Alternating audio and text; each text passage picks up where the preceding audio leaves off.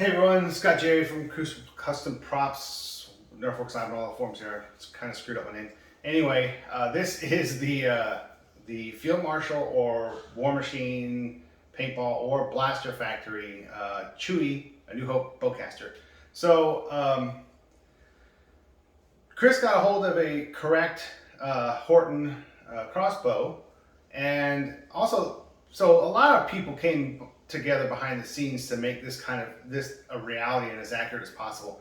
The guys from parts of Star Wars, Marcus from Germany, Chris with the original crossbow, and Chris even got in touch with Mr. Horton himself, who has been, I guess they talk a lot actually, and he's been following the build progress of this, and which is really cool because I'm sure he's got a lot of history about that from the man himself. But yeah, so there's been a lot of effort, and this is a project a long time in the making.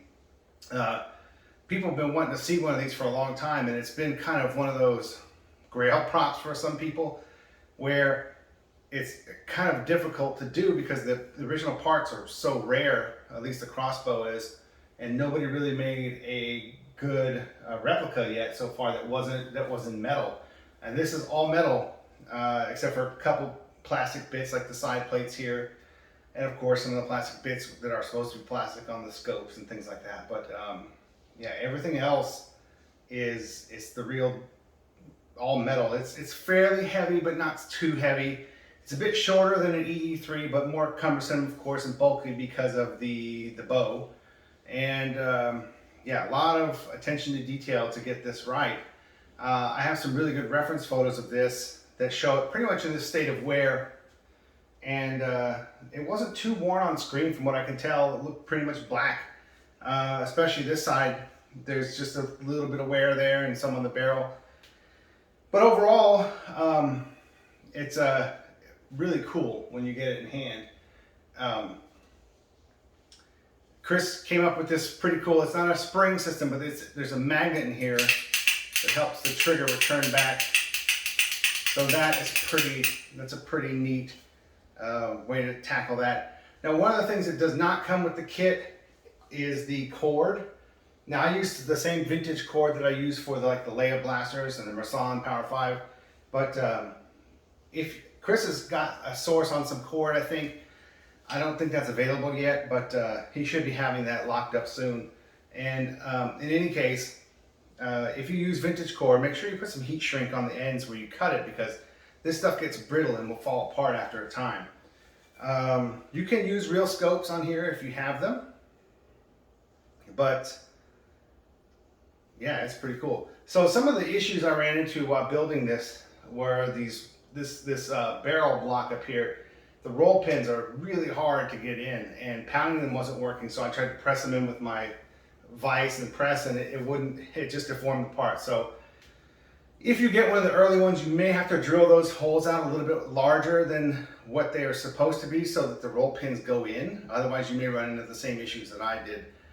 Another thing to watch out for is this muzzle ears thing. When they cut the slit, the holes had already been drilled intact, so the slit buggers up the hole in the threads. So you're probably going to need to chase that and retap those to make it all work. You'll see here, you notice that the barrel is loose. Now, I have not glued this down. This one's going to be shipped.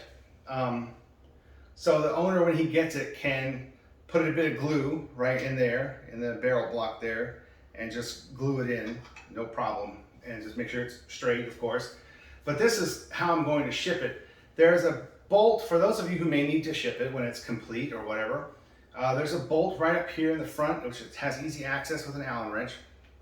You just unbolt that and this whole front comes off. You'll take the bow off, and then I will bolt that back down loosely and then just turn this way so that it can ship without any added bulk or having to add that extra height to it.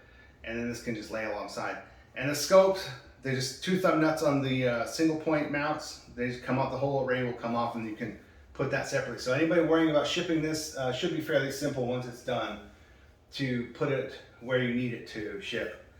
So yeah, this is it. This is the Chewie Bowcaster from A New Hope. It's really cool, very cool in hand. not much to say. There's the original pinky balls here that you paint, and then there they are.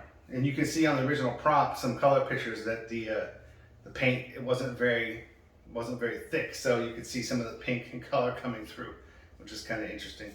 But anyway, that's it, guys. So this is the Chewie A New Hope blaster by Blaster Factory. Thanks for watching.